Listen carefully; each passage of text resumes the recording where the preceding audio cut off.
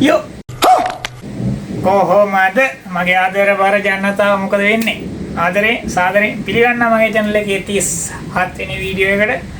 කොහොමද ඉරාත්තරනේ මොකද වෙන්නේ? කාලද කියලා දෙන්නේ නේ සුපරත් බලයි. අද අපි අලුත් වීඩියෝ එකකට යන්න කියලා දන්නේ. අලුත් වීඩියෝ යන්න කියලා මතක් කරනවා ඔබ සැමට සුබ අලුත් අවුරුද්දක් වේවා.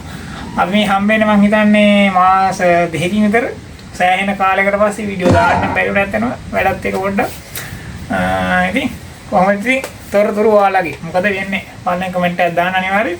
එහෙනම් අද මාස දෙකකට පස්සේ සෑහෙන කාලයකට පස්සේ මෙච්චර කාලයක් හිටියේම නැද්ද ඔයද මේ ඇත්තටම වීඩියෝ දාන්න නැතුව මාස දෙකක් කියන සෑහෙන ලොකු කාලයක් ෂෝට් වීඩියෝ න එකක් දෙකක් වගේ දැම්මා. මොකද වෙන්නේ ඉතින් සෑහෙන කාලයකට පස්සේ මෙහෙනම් ගිනි ගහන රස්නේ ඔයත් එහෙම ඇති කියලා මං හිතන අනිවාර්යයෙන්. වතුරක් නැහැ. මාළු ටැංකි ටික ෂේප් එකේ බලාගෙන යනවා. ඉතින් අද ඔයාලට පෙන්නන්න හදන්නේ අලුත් සමාජිකයෙක් ගෙනාවා ගෙදරට. thumbnail එක දැක්කම දන්නවා ඇති කවුද ගෙනත් තියෙන්නේ කියලා. රෙඩ් බරිටෝ කෙනෙක් ගෙනාවා. එයාගේ ගානුනේ රුපියල් 4500යි. එච්චර වටිනවද දන්නේ නැහැ. මං ගත්තේ ගානට රුපියල් 4500 වටින්නේ. කුරුණෑගලින් ගත්තේ. කුරුණෑගල ඉන්න කට්ටිය දන්නේ නැති අර පුත්තලම් පාරේ තියෙන්නේ මලියදේ බොයිස් එක ඉස්සරහා තියෙන පොඩි මාළු කඩයක්. අන්න ඒකෙන් තමයි ගත්තේ. රුපියල් 4500ක් වුණා. රෙඩ් බරිටෝ කියලා තමයි දුන්නේ. බලමු රෙඩ් බරිටෝද මේක yellow syndromeද ලොකු එකේ මොන පාටක් කීයක් දන්නේ නැත්තරම. ලොකු එකේ බලමු මොනවා වගේ වෙයිද කියලා. රෙඩ් බරිටෝ කියලා තමයි මට දුන්නේ. කෑම එහෙම කාලා ඉන්න අවුලක් නැහැ. එයා ගෙනාවේ සාමාන්‍ය අඟල විතර වැටියේ. හරියට මඟලක් ඇති ගෙනින්දි. හරියට මඟලක් ඇති දැන් නම් අඟල් දෙකමාරකට කිට්ටු වෙන්න වගේ ඉන්නවා. අඟල් දෙකමාරක් වගේ කිට්ටු වෙන්න දැන් ඉන්නවා. දැන් ගෙනල්ලා හරියටම මාස එකමාර දෙයක් ඇති. දැන් අඟල් එකමාරකට කිට්ටු වෙන්න ඉන්න ගෙනාවේ හරියට මඟලේ. අඟලට වඩා වුණ චුට්ටක් ලොකු ඇති රුපියල් 4500 ගෙනාවේ. ඔය ටික තමයි විස්තරේ. කුරුණෑගල ඉන්න කට්ටිය දන්නේ නැති මොන මාළු කඩේ ගැනද කියන්නේ කියලා. ඔයාලත් කුරුණෑගල නම් පහලින් කමෙන්ට් එකක් දාන්න අනිවාර්යයෙන්. එහෙනම් අපි දැන් බලන්න යන් එයා ඉන්නේ මොන ටැංක් එකේද? එයාගේ දැන් සයිස් එක කොයි වගේද කියලා. කියනකොට සෑහෙන ලොකු වුණා. ඒ වගේම තමයි මේ ෆස්ට් ටයිම් තමයි මේ ඔය කියන්නේ ස්නේක් හෙඩ් කෙනෙක් හදන්නේ. කියන්නේ රෙඩ් ලයින් කෙනෙක් නම් ඉන්න ටැංක් එකේ. ඒ කියන්නේ yellow syndrome රෙඩ් බරිටෝ නිකන් ස්නේක් හෙඩ්ලා ඒ ටික එකයිනේ. මේ ඒ වගේ කෙනෙක් හදන්නේ මේ පළවෙනි පාරට. ඔයාලා මට වඩා දන්න කට්ටිය ඇති මෙතන. ඔයාලා පහලින් කමෙන්ට් එකක් දාන්න අනිවාර්යයෙන්. ටැංක් සෙටප් එක කොහොමද හදන්නේ කියලා අනම්මනම් කියලා පහලින් කමෙන්ට් එකක් දාන්න අනිවාර්යයෙන්. එහෙනම් අපි යන වීඩියෝ එකට channel එකට අලුත් කෙනා subscribe කරන්න. අපේ social media links ඔක්කොම පල්ලේ description box එකේ දාලා තියෙනවා. ඔයාලට කෙනෙක් follow කරලා like කරලා ඔක්කොම කරන්න. අපේ FB page, FB group, TikTok ඔක්කොම තියෙනවා. එහෙනම් අපි යන වීඩියෝ එකට ඒ වගේම තමයි මේ වීඩියෝ ආයෙ දිගටම එනවා. ඒ වගේම තමයි මම ඔයාලට කලින් වීඩියෝ වල කිව්වා සෝලා ප්‍රොජෙක්ට් එකක් හදනවා කියලා. ඇත්තට මේකේ මේ බඩුත් ගෙනල්ලා ඒක හදලත් ඉවරයි. ඒක එතෙන්ට ගහන්න ඕනේ නැහැ කියලා හිතන මාල් ටැංකිය ළඟට. මොකද දැන් මේන් කරන්ට් එක කියන්නේ මෙච්චර ලොකු කරන්ට් එකක් යන්නේ නැති හින්දා ටැංකිය දෙකට මේක හදලත් ඉවරයි. ඉන්න වලට මම පෙන්නන්න. මේ තියෙන වලට පේන ඇති සෝලා ප්‍රොජෙක්ට් එකට හදපු භාණ්ඩේ මේක ආයෙ පෙන්නන්න ඕනෙත් නැහැ කියලා මට හිතුණා. මේ තියෙන මේක ආයෙ ඔයාලා කිව්වොත් ඒ මූ නිකන් මේ කියනවා විතරයි. මේ හදලත් නැහැ නේද කියලා. මේ තියෙන ඒකට ගෙන බඩ ඔක්කොම මේ ප්ලග් ටොප් මන ටික දාලා මේ UPS එක එහෙම UPS එකකින් තමයි මේ කරන්ට් එක DC කරගන්නේ. මේ ඔක්කොම හදලා තිබ්බේ බඩුත් ගෙනලා සෝලාර් පැනල් එකක් තියෙනවා මෙතන වලට වෙනවා ඇති. මේ මගේ පම්ප් දෙක දුවා ගන්න නැති මේක ඇත්තනම. ඒකට තමයි හැදුවේ. ආයෙ ඕනේ නැහැ කියලා හිතුණා. මේක දැන් කාමරේට ගහන්න කියලා හිතන් ඉන්නේ. හින්දා මේ ප්‍රොජෙක්ට් එක ඔයාලට බලන්න හම්බෙන්නේ නැහැ. මම වීඩියෝ කරපු ටිකක් තියෙනවා. ඒ ටිකත් ඉතින් ආයෙත් දාන්න නැති හින්දා මම ටෙන් කෙනකට ඕනේ නැහැ කියලා හිතුවා. ඔය විදිහට තමයි තියෙන්නේ. හරි guys, ඔන්න ඔය විදිහට තමයි අපේ සෝලා ප්‍රොජෙක්ට් එක ඉවර වෙලා තියෙන්නේ. ඒ වගේම තමයි ඒක හදන වීඩියෝ එකක් මම කරා. ඒකයි දැන් මේ ආයෙ කාමරේට හයි කරන හින්දා ඒක ආයෙ ඕනේ නැහැ කියලා හිතුවා channel එකේ දාන්න. මොකද channel එකේ යන්නේ මාළු සම්බන්ධ දේවල් නිසා.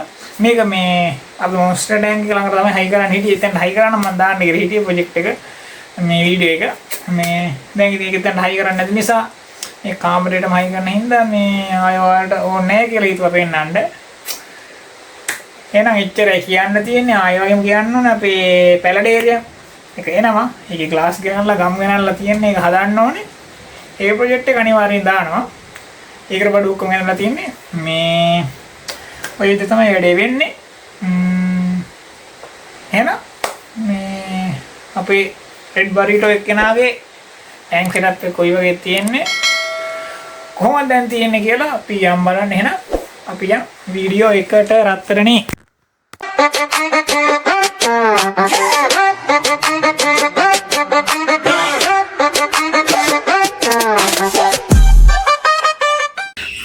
හරි බොයිස් වලට වෙන ඇති මේ විදිහට තමයි ටැන්ක් දෙක තියෙන්නේ. මේකේ රෙඩ් ලයින් එක කෙනා ඉන්නේ.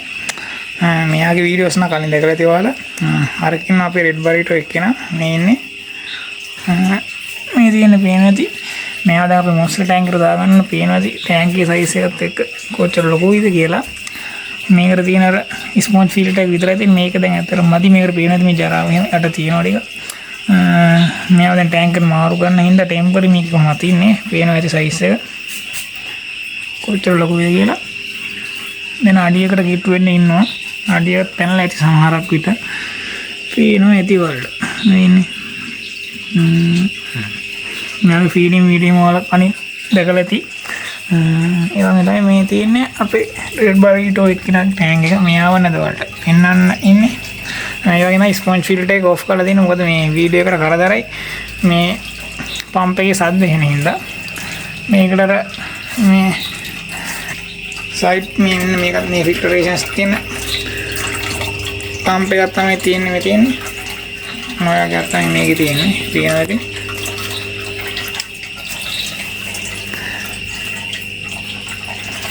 මේ නෝල්ල බේන ඇති.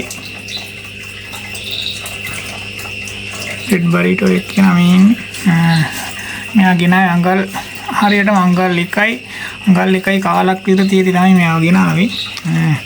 ඊට පස්සේ කොටයක් දාලා තියෙන අඩට මේ රෙඩ් සෑන්ඩ් එක දාලා තියෙන්නේ. රෙඩ් කීවට වෙන දුඹුරු පාටයි පේනවා ඇති. මොකම තමයි තියෙන්නේ. ඕක දාලා තියෙනවා. මෙයා මෙතන ඉන්නේ පේනවා ඇති ඔයාලට.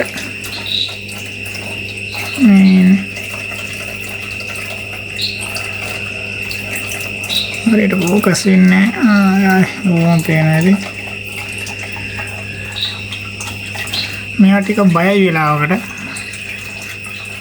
යාලයන් පේනවා ඇති ඔයාලට.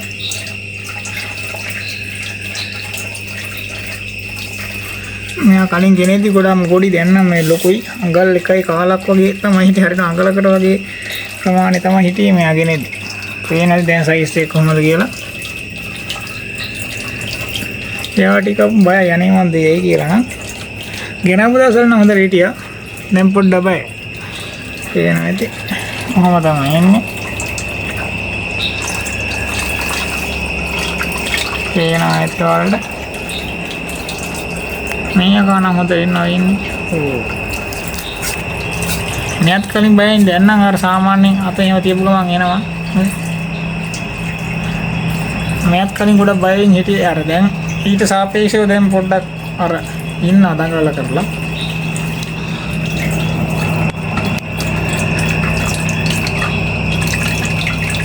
මෙයා තමයි අපේ රෙඩ් බරිටෝ එක්කෙනා. ඔහොම තමයි පේන්නේ. පේනවා ඇති. දකින්න බලමු අර වෙල්.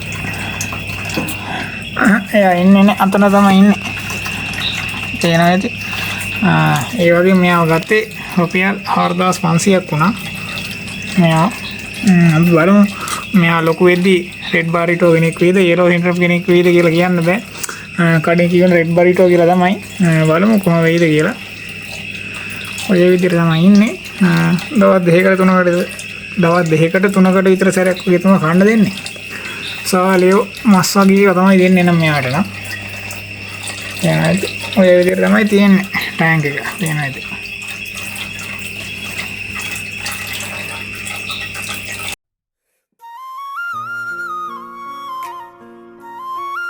හරි බොයිස් එහෙනම් අද වීඩියෝ එක එන් කරන්න කියලා දැන් වීඩියෝ බලලා මොනවද ඉගෙන ගන්න නැති කියලා හිතනවා. ඒ වගේම තමයි ඔයාලට කියන්න ඕනේ. අපේ රෙඩ් බරිටෝ එක නේද උදේ ටැන්ක් එක ඇතුලේ නැති වෙලා හිටියා. කියන්නේ මැරිලා. මට හිතා ගන්න බෑ මොකද්ද හේතුව කියලා. එයා හොඳටම හිටියා. ඒ කියන්නේ මේ දවස් 3ක් 4ක් තිස්සේ පොඩ්ඩක් අමුතු හැසිරීමක් පොඩ්ඩක් දැක්කුවා. ඒ කියන්නේ ටැංක් එක යටට වෙලා ඉන්නවා, උඩට වෙලා ඉන්නවා. වෝටර් ගන්න එහෙම දීලා කරන්න පුළුවන් ට්‍රීට්මන්ට් කරා ඇත්තටම. මේ මට හිතා ගන්න බෑ මොකද උනේ කියලා. මේ අනේ මන්දා මේක පාට එයා අඩු දේවල් නැති වෙලා හිටියා. ඊයේත් හොඳට හිටියා. ඒ කියන්නේ පාට නැතුනේ. ඒ කියන්නේ මේ එයාගෙන් ඇතුලේ ලෙඩක් මොකක් හරි තිබ්බද කියලා හිතා ගන්න බෑ ඇත්තටම. ඒ වගේම තමයි මේ ටැංක් එකේ ලයිට් එකට ඔය එක ක්‍රමී සත්තු ඇදිලා එනවා. ඒකෙක් කාලා මොකක් හරි වුණාද කියන්න බෑ ඇත්තටම. මේ එයා මල්ලන් ඒ වගේ තමයි මාස 2ක් වගේ තමයි හිටියේ. මං එයාගෙන පෙබරවාරි අද අප්‍රේල් මේ මාස 2ක් වගේ කාලය තමයි මල්ලන් හිටියේ ඇත්තටම. ඒ කාලය ඇතුළත සෑහෙන එයාගේ වර්ධනයක් තිබ්බ ඇත්තටම. ඔයාලගේ වීඩියෝ වලින් දකින්න ඇති ගේද්දි මොන වගේ පාටක්ද දැන් තියෙන්නේ මොන වගේ පාටක්ද කියලා දකින්න ඇති කොහොමද කියලා. මේ එහෙම තමයි ඉතින් සත්තු හදද්දී ඇති වෙනව නැති වෙනව මැරෙනවා. මොකද තමයි ආය අපි තව කෙනෙක් අලුතින් ගේමු ඇත්තටම ටැංක් එකට. ඒකට රෙඩ් බරිඩෝ කෙනෙක්. එහෙනම් මොකද තමයි සත්තු හදද්දී මේ හොබි එකේ ඉද්දි එහෙනම් අදට ගිහින් එන්නම් කට්ටියන් පරිසරෙ ඉන්න BS